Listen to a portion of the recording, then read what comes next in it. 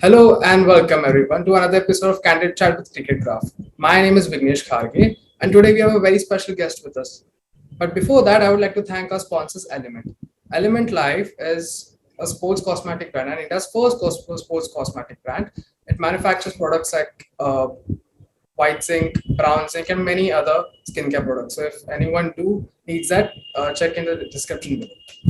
Now, coming back to the interview, today's guest is actually one of the most famous and well-known coaches for fast bowling, especially.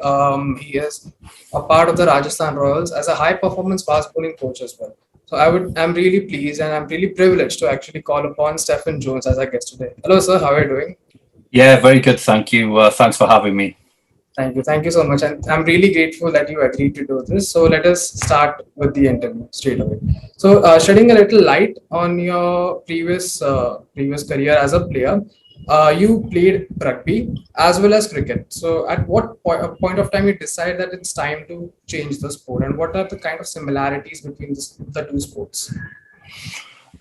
Yeah, so I was born and grew up in South Wales, which is heavily rugby focused. So, and my school, we didn't have any cricket, so we relied on club cricket outside, but very much in the 80s and 90s. That's how old I am. It was you played rugby in the winter months, and then you played cricket in the summer months.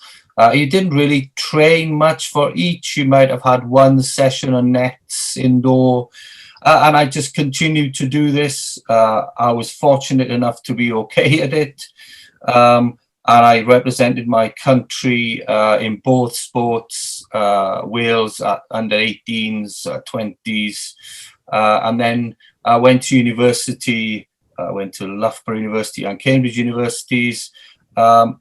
But I never ever wanted to choose. It got to it, so I played two of them professionally. I was the last person to do so. I only did both of them together for 2 years, because by the time late 90s, early 2000s, it just got, the crossover was too much between seasons and pre-season, so I had to choose, and I chose cricket because, in actual fact, I think I was more naturally gifted in rugby.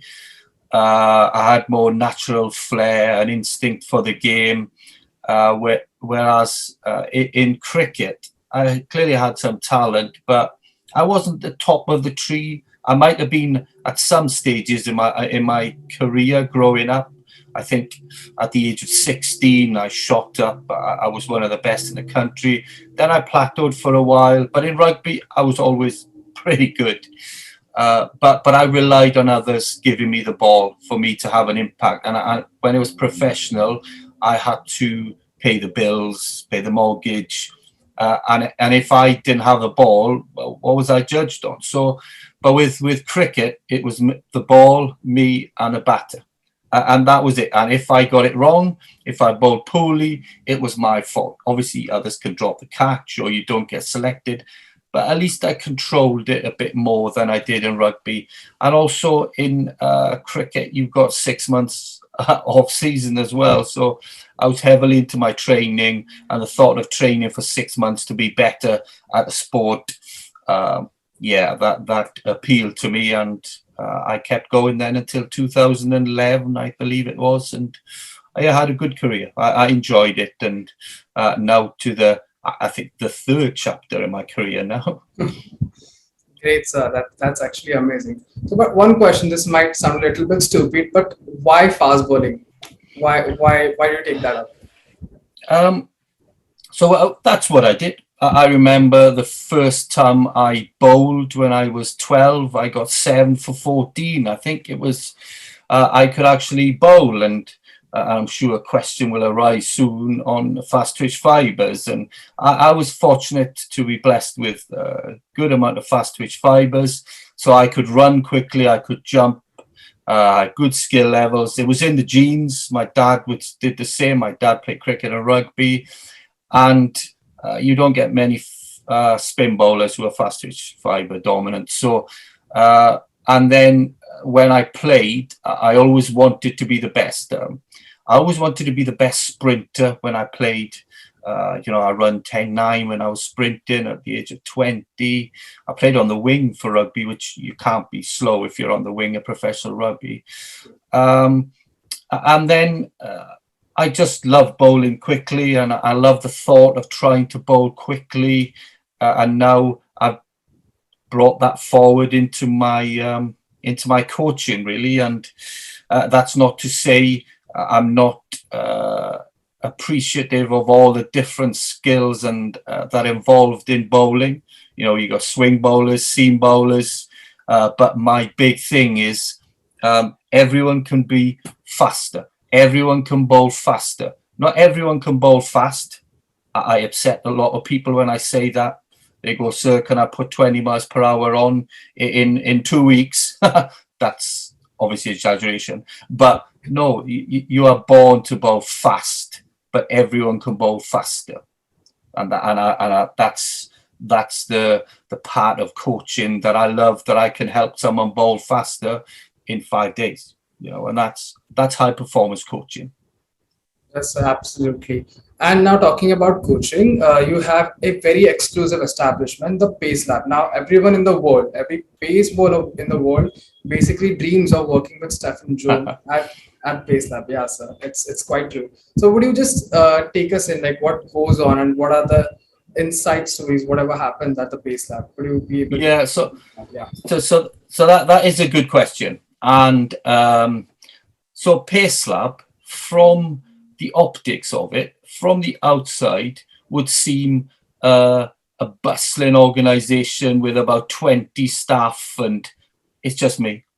Oh, wow. Pace Lab is just me, and with the help of a friend, and I'm just busy. When I worked at school, I used to get up at 6 o'clock. I used to do Pace Lab posts before school. Then after school, I would coach in the weekends, coach in the school holidays. But I always had a day where I was trying to learn something new. I always try to learn something new, which is why I came out of the professional game as such, to become a teacher. I was director of sport at a school. Then I could learn more about coaching, the art of coaching with different sports, different abilities, boys, girls, and actually the nuances that are involved in that. So Pace Lab is built on the principles of being sports science driven, being data driven, dealing in facts. Everyone is entitled to an opinion. Every coach out there probably has been an ex-player. I would have an opinion on what it takes to bowl fast, and I get questioned a lot because it is actually taking it down a different path. Now, I'm dealing in sports science, what actually happens in the human body, what actually happens in the brain with motor learning, myelinated patterns, or is it a hardware or a software issue, and the individual differences that happen between every single bowler. Not every bowler will be the same, and that bowler will never bowl the delivery exactly the same. That just can't happen. There's too many what's called degrees of freedom in the body for it to be a repeatable action. There's no such thing as a repeatable action. And for me to say that now, if bowlers out there who have played probably lots of test matches and one-dayers and IPL and Big Bash would go, well, that's nonsense. They use Glenn McGrath example, for example. But actually, visually, yes, it looked the same. But internally, intra and intermuscular coordination, it's different. Every ball would be different. So I look at it that way. I test someone at the start through a profiling 10-point test. I look at the numbers. I look at the bowling action. I compare it with what the best have done or are doing, and then I follow the numbers. If I improve that number, will that happen? And that's portable. So Pace Lab is portable. I'll turn up wherever with my gizmos and gadgets, can test someone, profile someone, design a program based on their limiting factor, not anyone else's, their very own limiting factor. Where do they come in? Do they need technique? Do they need tactical? Do they need physical intervention? And then everyone sits in differently. Design a plan, off you go, do the work, and then revisit. And a big thing about it is education. Right. When I coach, I like to educate, because I tell my players the best coach they'll ever have is themselves. So they need to know what they're doing. Don't just follow blindly. Don't just follow a bowler's training program because it worked for them. It doesn't necessarily mean it worked for you. And that is a big thing for Pace Lab, is individual needs exist. Every bowler is different, and I will highlight what's needed and then give you a program, and or whether that's live or remote, whatever. Right. That actually sounds very, very interesting. Now I want to be a fast bowler now after hearing that. Yeah. Now, sir, as you were saying, now you're very well known for thinking out of the box, creating new methods. But thinking is one thing, and executing that in reality, in practicality, is a different thing. So how do you get those things close, and how do you execute that perfectly, fast bowler? So I have, so like I said, I've looked at different coaches, and my advice is for anyone listening is to just pick 5 coaches that you respect and you follow, and just listen to them. There's so much noise out there on different opinions, and they might be correct, but you're just confusing, and obviously I put a lot of info on my social media, and people need to bear in mind that there might be an 11-year-old boy or girl coming to bowling straight away, reading it, but there's also a genius, a professor also reading the posts. So sometimes my posts are really wordy, real science driven, and probably nothing that cricket would know about, but that's for that person. But then I take it back, then simple terms for everyone else. And people need to understand that firstly, I give a lot of information out for free, and secondly, that I need to cater for everyone. But so I follow 5 different coaches, and I try and take the best out of them, the best ideas they have, and I follow what I call, what James Smith, the genius coach in America, which is called governing dynamics of coaching. You need the understanding of all aspects of human performance to genuinely have an impact. Okay, and that doesn't happen in cricket. It doesn't. But because I'm a qualified sports scientist, I'm a qualified S&C coach. Yes, I've played, and I can change technique. I understand how the brain works, motor learning through reading, biomechanics. So research papers. I've done so many courses. It's frightening. On reading books. You can see some of the books here. You can see that book there, Move. Yeah, it's an outstanding book. That's an outstanding book. And then you just pick bits out that you think work for your sport, fast bowling. And then you try and apply it. You understand it first. I actually experiment everything on my own, on myself. And then you try it with someone. And I've been fortunate in that I've not been in professional cricket. So I've been able to try something and then go for it. It didn't work. Actually, that's fine. Learn from that. Don't do it again, but I've still got a job. If you're a professional coach, which I am now, and you try and create a change, because to create the change, you have to walk a very fine line. You have to walk on the edge, and you can go either way. And a lot of people don't want to walk that line. They're just happy with, let's not touch him. They're already playing this level or whatever. This is so-and-so. Oh, he must be very good. No, actually, everyone can improve. And I go and I'm bold. That's my character. I do neurotyping by Christian Tubidu. I'm neurotype 1, and that's how I am. I search for something new. I search for that. I search for that next fix, next training method, next quirky bowler that I can help with, and then you just package it up, and that's when you get pistol up. That's actually wonderful. I mean, I think that academy is something, something one of its kind, I would say. Now, coming on one of the training methods, the Leela exogen suit that that you use. So, would you be able to elaborate? How do you use that?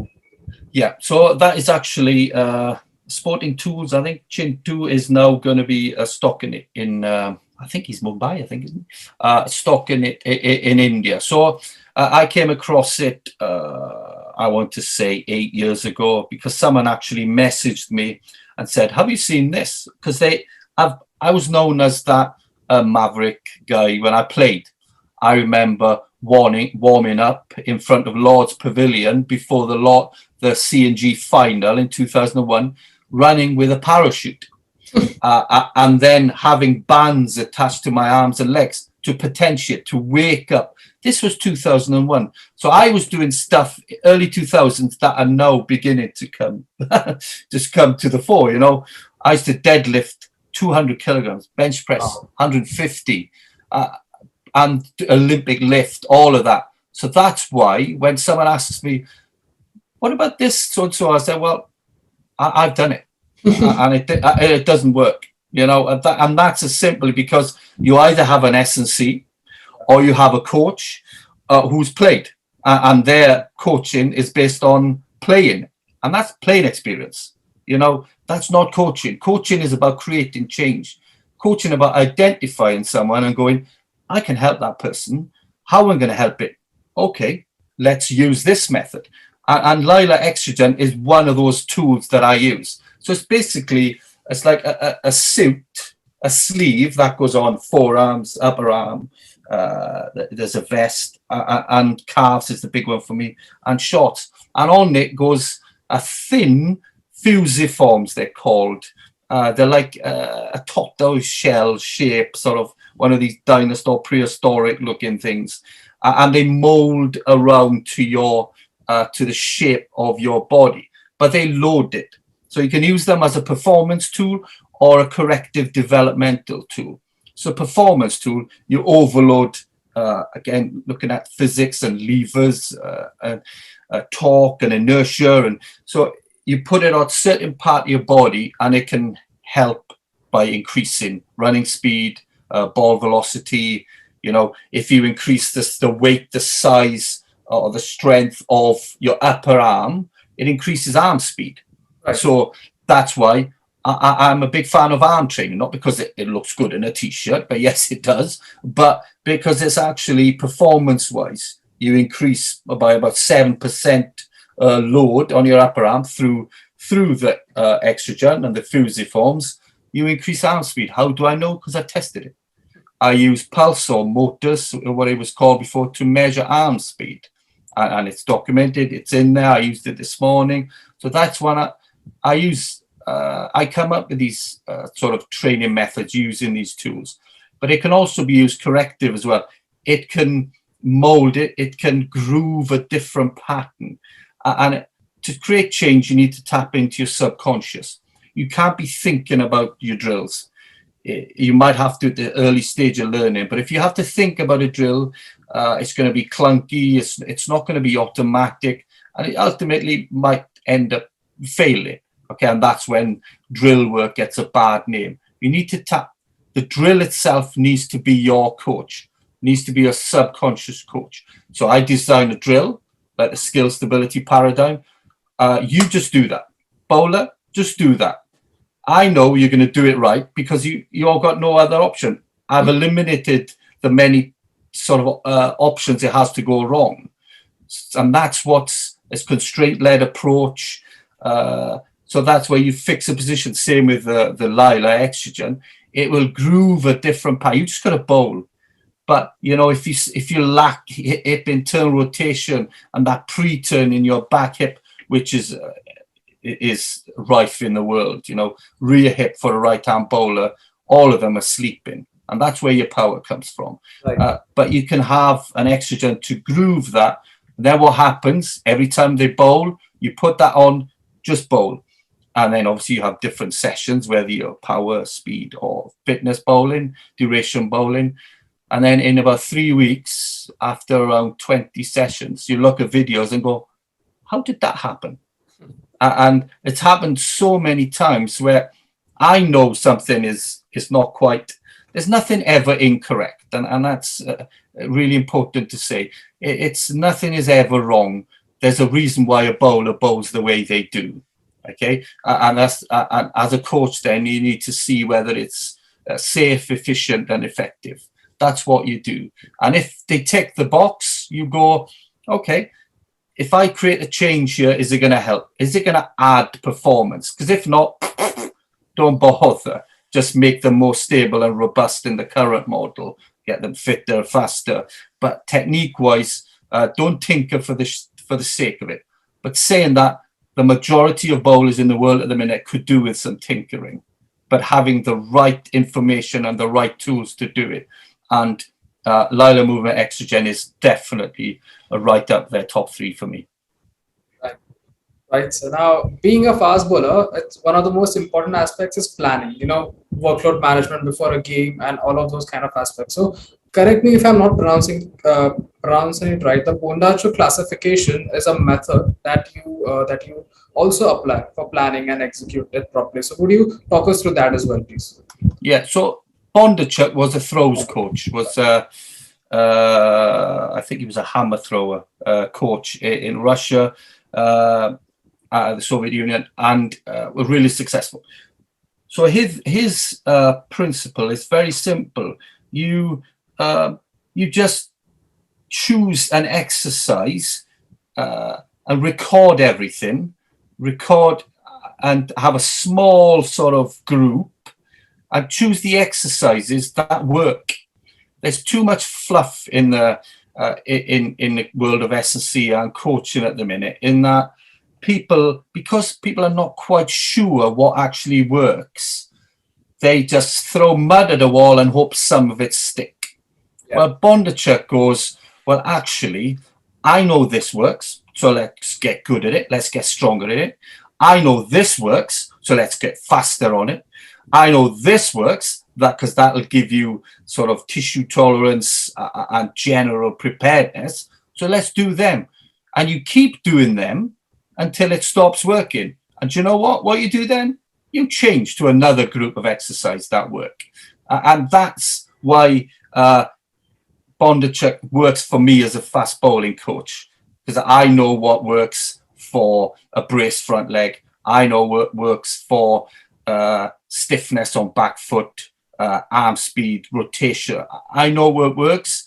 And I keep using those exercises until they stop. It takes about 40 sessions of the same program for you to reach peak form. So how many coaches in the world would know they've done 40 sessions of the same exercise? Because more often than not, you keep changing.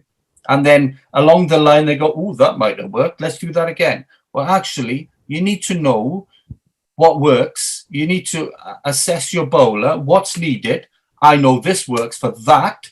Okay, see you in 40 sessions, and you will have reached this number. And that's why Bondage, but it works for fast bowling because it's it's an open loop, because the different sort of reaction about batting, and you've got to react by the batter's shot selection or whatever, take cues from the batter. But actually, it's the same skill repeated over and over, which is why it's easy to coach, to train for, but hard to coach, because what's called sensorial adaptation. The brain is bored of it. The brain is bored. Bowling is not about repetition. Okay, the worst thing you can do as a bowler is just to come to a net and just bowl what you've done yesterday. And I can hear coaches shouting here now, well, it worked in the 80s and the 70s. It's about practice. But no, time's moved on, science has moved on, and we know that it's not about repetition. It's about It's about repetition without repetition. It's about doing the skill. It's about doing bowling, but slightly different all the time. Whether it's a bit faster, a bit slower, a bit heavier balls, with fatigue, without fatigue. You know, it's the most complex thing you can do, but it's the most beautiful thing when you get it right. Absolutely, sir. Now, you must be wondering, there's a third person who's actually just aching and very much excited to ask you a few fast bowling specific questions. Now, he is Sabay Chada from Uttar Pradesh, and he's a very promising fast bowler as well. Now, he has tried for a few trials as well this year, and he is very much interested in asking you a few fast bowling questions. So, I would like to take a back seat now, and please, Sabay, take over. Hi, sir. How are you? Yeah, good. Thank you. You okay? Yeah, good. So, I just want to know that how do you identify as a kid that you're a fast bowler? Like you want to get into fast bowling? Yeah. Okay. So first thing is, does it interest you? So when you have a ball, when you go to a cricket ground, when you're younger, do you actually pick up a bat to bat? Do you bowl spin or do you try and bowl fast? So the first thing, it's got to be in there. You've got to have desire to do it because it hurts. Fast bowling hurts. And secondly, you need to look, how do they move? You know, how do they jump? How do they run? Because you need everything to be ready, spot on to bowl quickly. You know, your fast twitch fiber makeup and that sort of stuff. It's in the genes, it's DNA. And then you know when someone, how they move. You know, if they throw the ball, have they got arm speed? Because arm speed is pretty neurally driven. It's fixed. It's central nervous system, arm speed is. And I think you can improve it and nurture it, like tape ball. Pakistan do a lot of tape ball, which is why they continue to develop fast bowlers. Another good batch coming through. So you can see how they move. You can see how they move, and but you're like I say, go back to the start and go. You're born to bowl 140 to 150. Okay, that's in your genes, in your DNA. But everyone can bowl faster. An 80 miles per hour outswinger top of off this year, that was last year's 77 miles per hour. It's always going to be a more effective delivery. The reaction time. But you're born to bowl genuinely fast, and people will. Yeah, you go. Yeah, sorry, very interesting. You're saying something. No, you go.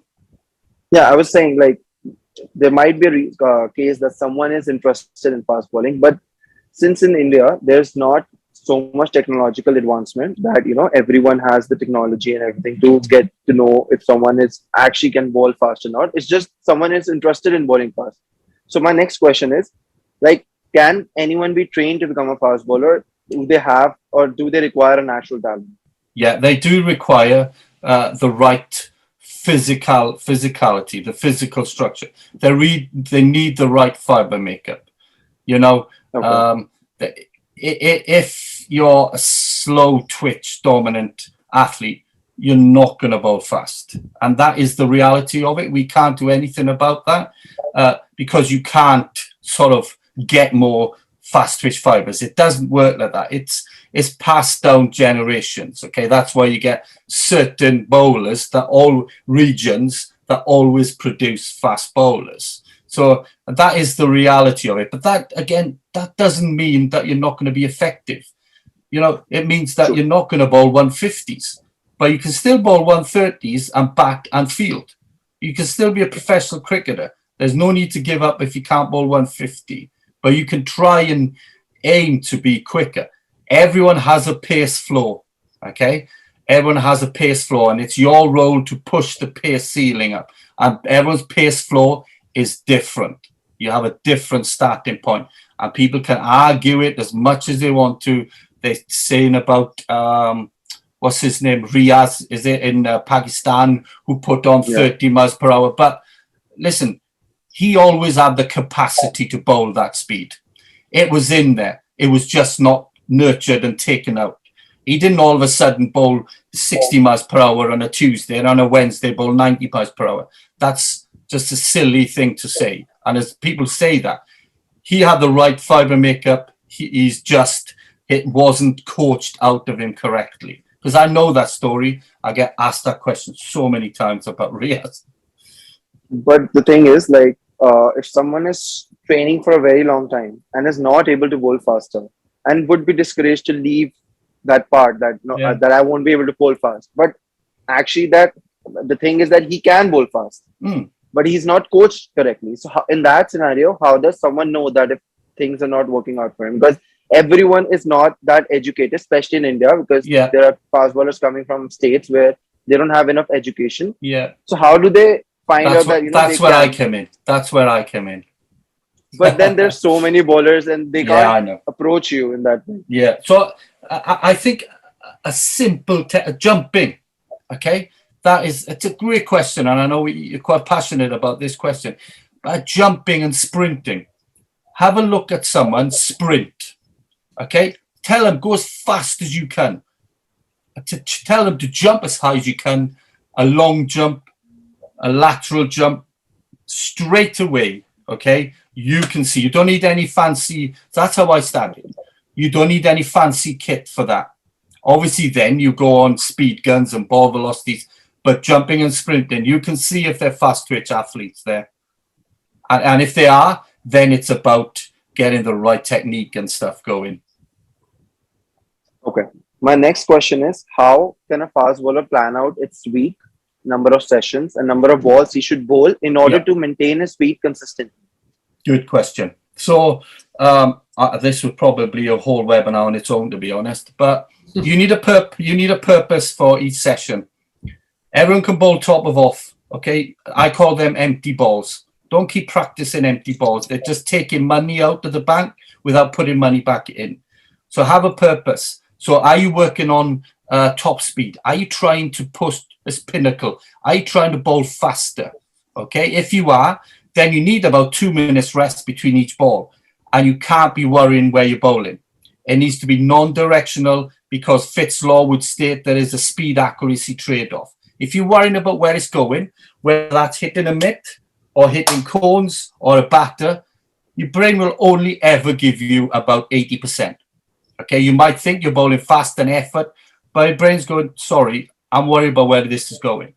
Okay, so you need a session where I don't care where it's going, music is blaring, your mate is shouting on a speed gun, hey, you only bowled 80 miles per hour, whatever. Testosterone going, take yourself somewhere you've never been in a game.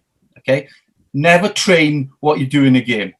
Okay, that's really important, either above or below. Let the game take care of itself. The game is also a training session. And then you need a session then where you're working on their work capacity, the oxidative system. Then that's when you do what I call tempo bowling. Okay, but that can only be at 70%. Okay, you can bowl for long with not a lot of intensity, or you bowl short and flat out. That is the main message. You can't do both. And I worry that's what a lot of youngsters are made to do in India. You can't do both. If you're trying to get faster, 20 minutes, 30 minutes is your max. Your hour session to the batter can be tomorrow, but you're working on the skill of it. Slower balls, Yorker, because that's only ever going to be 80% because of Fitz's law. But a big thing is speed guns. You need to learn to air-reg, auto-regulate your ball velocity. Because your ball velocity, your max of the day might be 80 miles per hour, okay, which is you've achieved your aim to bowl faster. Brilliant. Off you go. Go and bat, go and field, okay?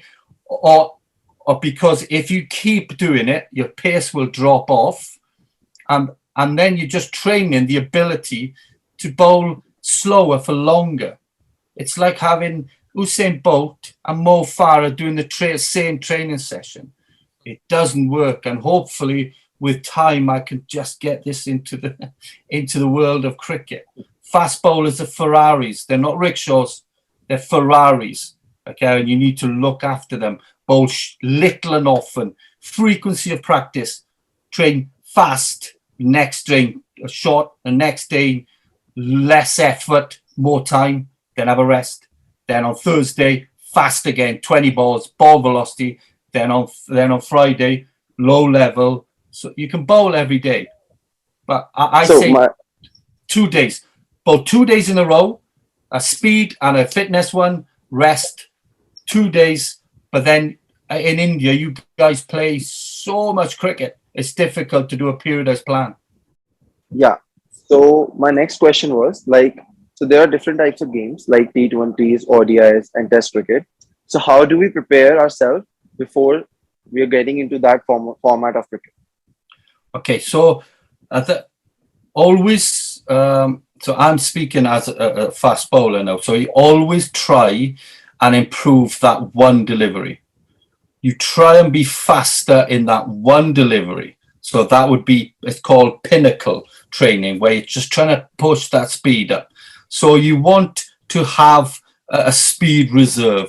So if you push straight away, if you're bowling faster next year, you're straight away going to be fitter, because it's going to take you less effort to bowl the same speed. Well, the speed that we were max on last year.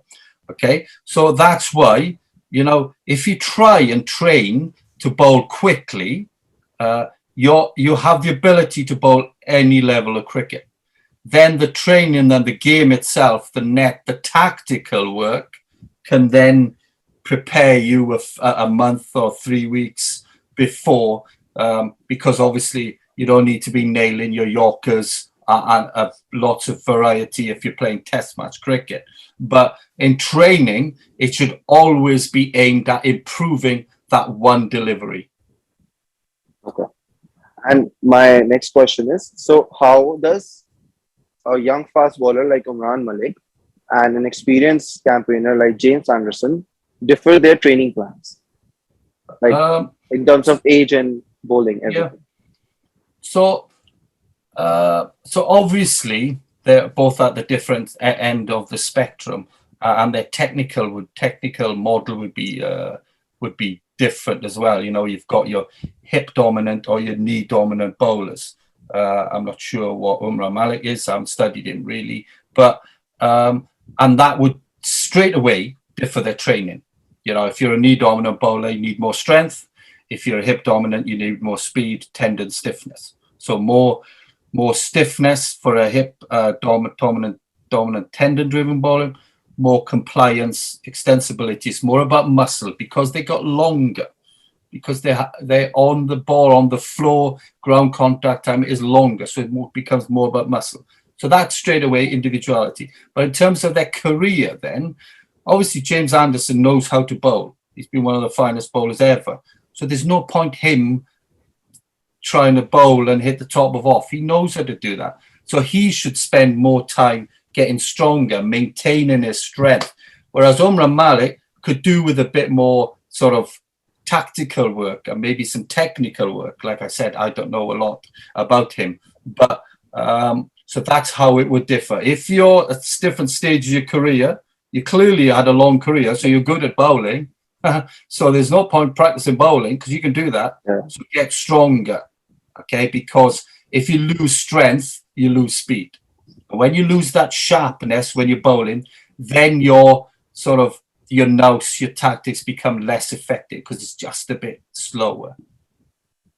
Okay.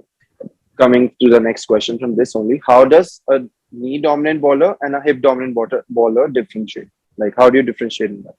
So I'm not going to give too much away, but it's all about how long it's all about the angle of the back leg. And this is important, actually. And I don't want to be disrespectful but there's a lot of bowlers bowling coaches in India now trying to use this method. It's mine. Okay. Yeah. I designed it. I came up with it. True. So, True. I know exactly what my concept was about. If someone wants to use hip or knee, okay, firstly, it's intellectual property, but they don't understand what they're trying to do. So, and I know it's a lot of it in India at the minute, hip or knee. I see it on YouTube when I see, and I know who they are. It's just a bit disrespectful, if I'm being honest. That's all I say is just tag me in to acknowledge that I came up with it. I could have been another coach. It just goes about, does it normally like everyone else, la la la. But actually, I've gone, there's something different here. These bowlers are different. How is Jasprit Bumrah able to bowl 90 miles per hour with, doesn't look as if he's got a lot of muscle? Well, actually, okay, let's look into it. Oh, yeah. And that's how I looked into it. So it's all about ground contact time. It's all about movement pre-contact and how they cope with colliding with the ground. That's what hip or knee dominant. And you can see just looking at them that, but then that determines what training they do, you know, where you need more strength or more speed. But it's really important for your listeners to, and I'm not trying to stop someone having a job in India, but just please don't just follow anyone who talks a lot and has a great sort of visual on social media, because it could hurt you.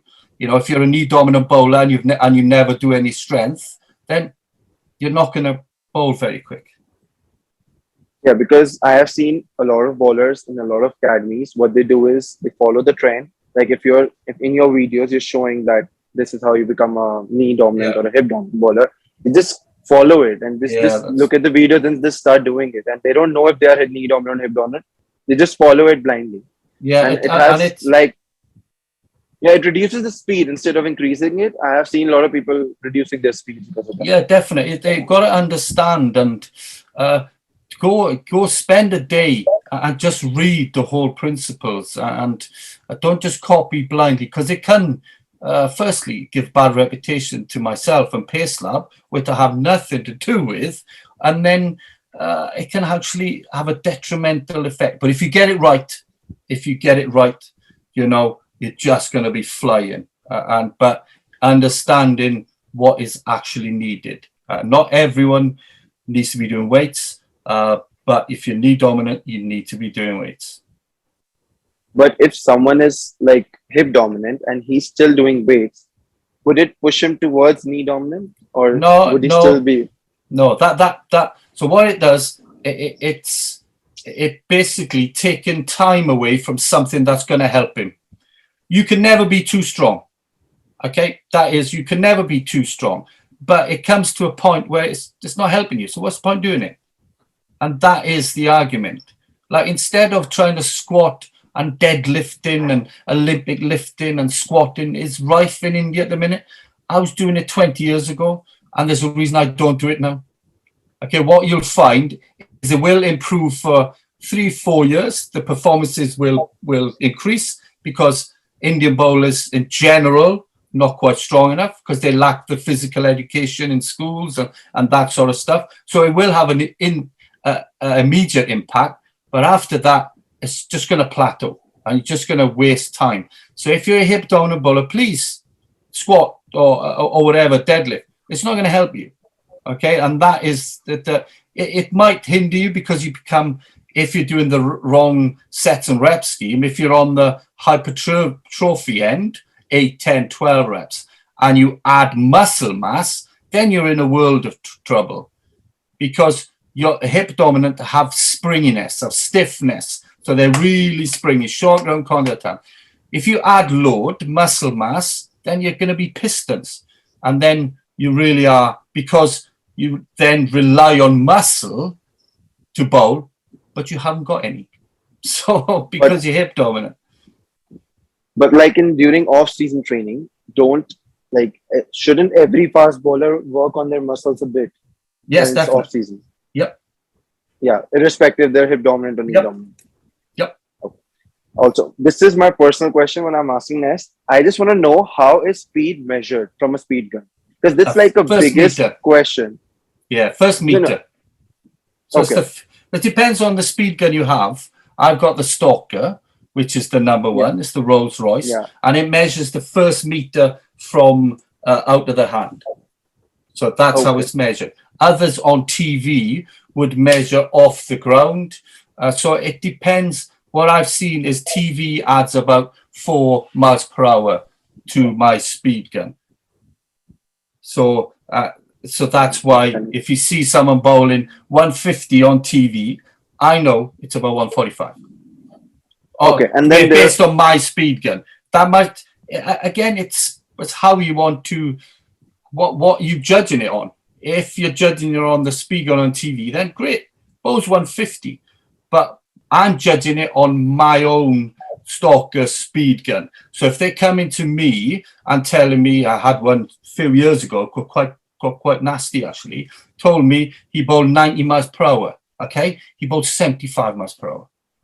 Okay, so it's on my speed gun. And like I said to him, cool, you say you do that, but if you come and pace that, if you want me to profile you, if you want me to help you, this is the speed gun, that's what you bowl. Okay, but then there are speed guns like pocket radar for that matter. Good. They're good, but like what I have seen is like there have been instances where a fast bowler has bowled around 138, 139 kilometers per hour in Stalker Pro, whereas in pocket radar it would show like 126, 127. And I never got why that difference always came. Yeah, but that's a question for them, not me. I have a stalker, I have a pocket one, the one with the blue. And they're pretty similar, to be fair. Okay. I did it yesterday, so I could tell you straight, hot off the press now, they're pretty accurate. Okay, that's it. My questions from my side. Brilliant. Thank you so much. Hope it helped you. Thank you. Yeah, Thank you, Sabai, so much. So now one simple question. How can a fast bowler basically increase their pace from 120 and go north of 140 or 145? So how does one, gauge that gap? But it depends on the age. It's and that is a huge jump. But and they always needed that capacity and the ability to bowl at speed. You can't just magic that ability up. But they need to be right, fast twitch fibers and all that. And then if you get your training right, then you get that potential out. But you can't magic someone to bowl that speed, because 140s is fast, And what I say, I have so many questions. Again, I don't want to offend anyone, but when they tell me you bowl 140, straight away I go, no, you don't. Okay, no, you don't, because if you did, I'd be watching you on TV. And it is that simple. And 140s is fast. And a favourite of mine, Kuldeep Sen, he bowls 140s. But let me tell you now, he bowls 140s. He bowls quickly, and that's so. I've obviously speed tested the very top, and I've speed tested others.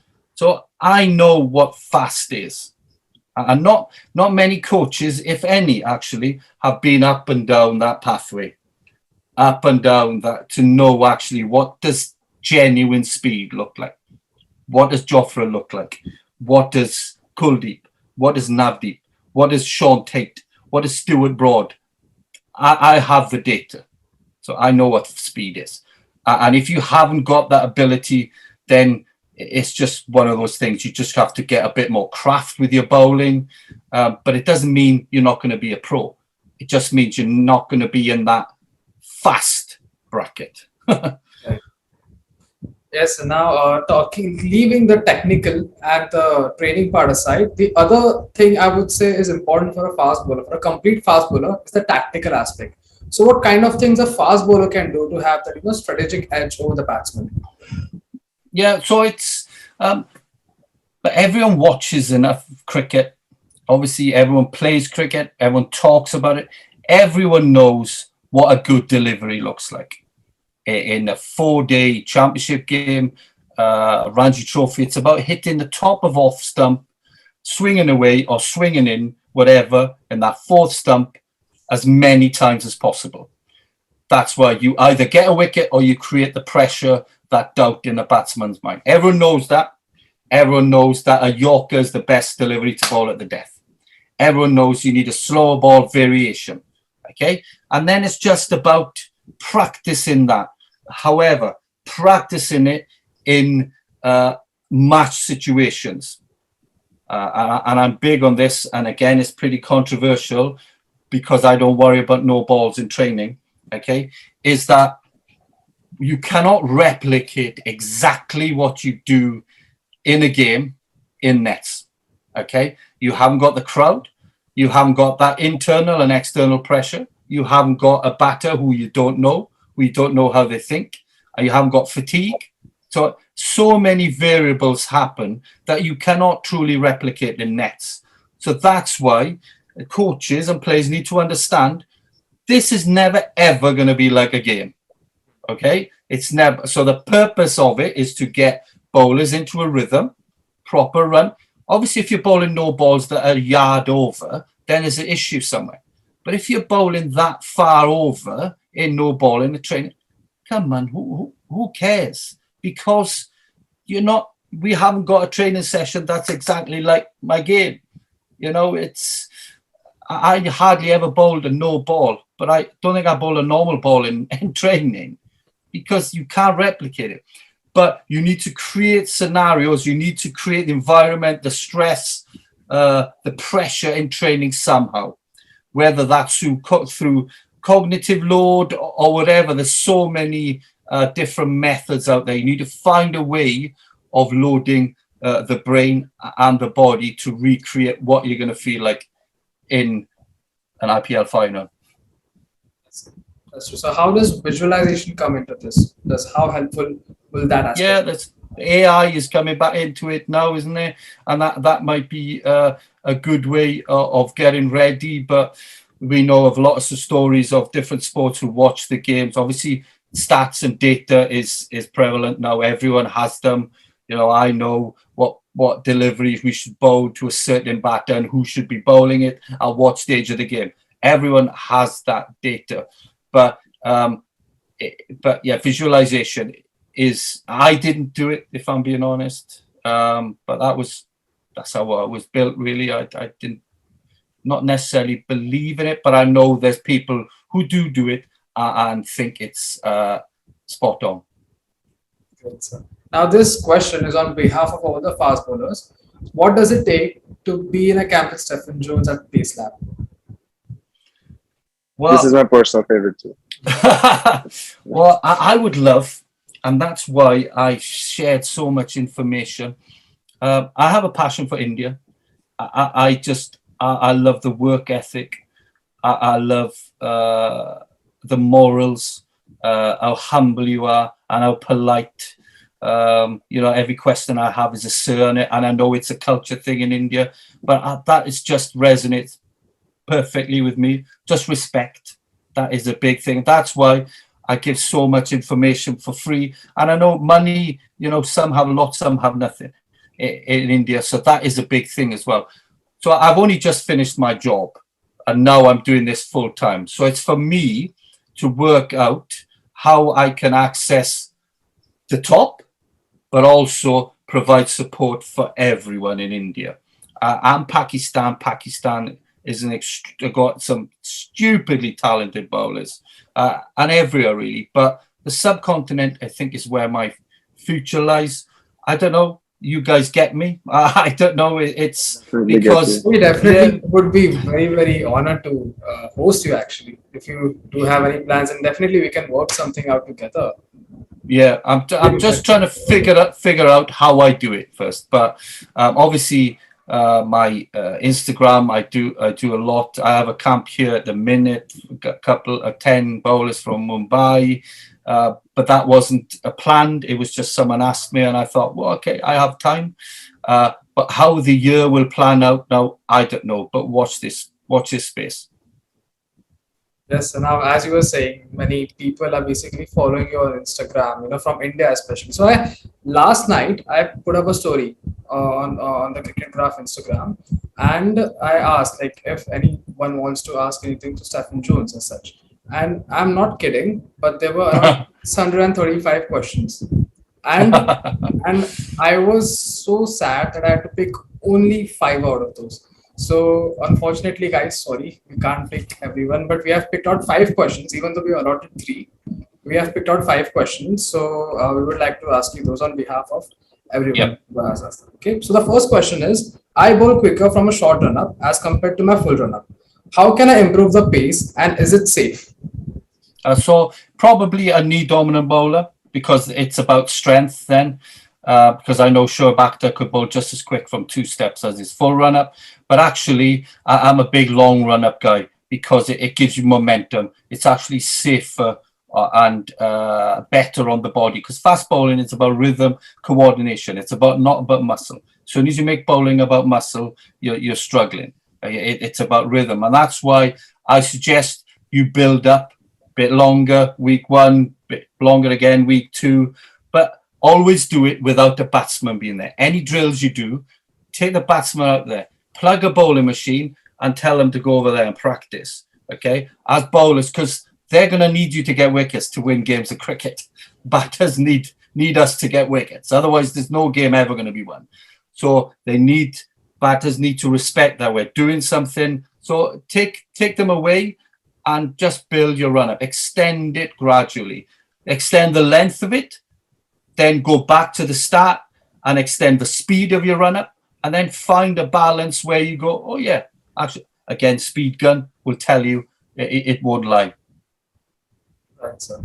Okay. The next question is, what kind of drills can I do to improve my run-up? So a lot of sprinting, hill sprints are good. Lots of sled running are good. Wicket runs where you place some obstacles in the way to get you in the right strike pattern. Run-up is about strike pattern, and it's actually about mass-specific force. So imagine the floor is a pane of glass. You're trying to smash the glass, not extend forward. The more energy you put into the floor, the further and the faster you fly, because running is flying. The next step is protecting you. Next step is protecting you. So it's about putting a lot of energy into each time you hit the ground. But I'm a big hill sprints. I really are. I do like hill sprints. Okay. The next question is, injuries are part and parcel of fast bowling. So how does one come back to its old self effectively after an injury? It's going to take time, because the brain doesn't like, the brain is concerned with protection. So everything we do is inhibited. So if you get injured, the brain will go, I didn't like that. Okay, that hurt. Okay, so it's going to take you time to get back to it, but it will happen, because that pattern, that motor engram, whatever principles you follow, is in there somewhere. It's just about desensitizing the body again to allow you to go. So the more you do it, actually do it a bit harder, bowl a weighted ball, something a bit different. So a big thing, when you're doing drills, never use a cricket ball. Always use something a bit different. You want the brain to switch on and go, that is a bit different, I better focus, in simple terms, okay? But if it's a cricket ball, you think, oh, I'm in bowling, yeah, in a cricket session. And it just it's like walking into a flower shop. Immediately the senses are like, wow, that smell. In a minute, that's gone. It just get used to it. And that's what happens in bowling. Okay. So someone asked, I have a braced front foot and pass the 125-kilometer barrier easily, but my coach wants me to focus on balancing and not bracing. What should I do? So there is a difference. So there's blocked and locked, okay? A blocked, you can still be slightly bent to block your leg, but collapsing is what you don't want. So when you land and then crumble under pressure, that's not good. So if you land and are slightly bent, that's cool, okay? I wouldn't spend months trying to get you a bit straighter. Like it might give you 1 mile per hour because your center of mass is a bit higher.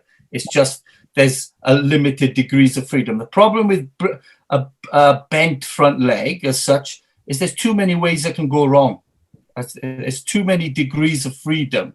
But when it's locked, then you're limited. It's like a corset, isometric corset around that knee, and it allows your center of mass to be high and less energy wasted in multiple joints moving. That's why it's best. But if you're slightly bent, that's cool. Don't stress about it. Okay. Does fatigue affect bracing of me? No.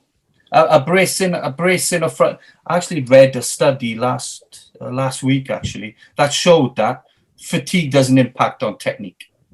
There is a paper out there. I think the boys in Loughborough did it, but Technique is more about motor learning. It's about myelinated pattern. It's not about fatigue impacting on it. Then when you get that pattern, that habit, then you strengthen the muscles around it. But it's always going to be that habit. Yes, sir. Now, just one final question. How can a fast bowler work on accuracy? So I don't like cones, and I know a lot of coaches use cones because cones are explicit. You've got a target to bowl at. But when you're in the game, that target is not there. So straight away it becomes a different skill set. So that's why I use a V-flex. It's because it's just a circle. It's a group of 3 circles that forms a tunnel. So you have a visual tunnel, and then you groove that feeling, the kinesthetic awareness of where you want to bowl. Then when you play, it doesn't matter then that it's not there because it's a feel thing. Because you can still visualize that the tunnel that you're bowling on. But when you have something to aim at, I don't think it works. But a lot of bowlers far more successful than me have had great success using cones. But I personally believe bowling at a batter in match situations, in match scenarios, in match conditions. That's the only way you're going to get. Being able to hit cones with your Yorkers doesn't necessarily mean you're going to be able to hit the toes of a De Villiers in a final, or a Virat Kohli. It doesn't mean you're going to be able to do that. It means that you'll be able to hit the cone in training. But doesn't that help as a muscle memory for a fast bowler? Muscle memory, potentially, but then visually you haven't got that. So there needs to be an intent first. There needs to be an intention for the brain to engage. And the intention is to hit the cone. Okay, that's muscle memory. But what happens when the cones go away? And somebody might say, well, put shoes down there. Well, just bowl at a batter. That's what I say.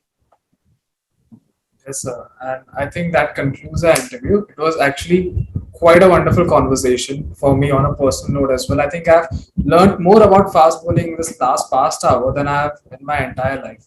So thank you so much, sir. We are grateful for having you, and good luck to you. And we're definitely hoping to see you again in India. Thank you very much. I definitely look forward to see you this year, maybe somewhere. India, I'm coming to get you. Thank you. Brilliant. Bye-bye. Great, sir. Bye.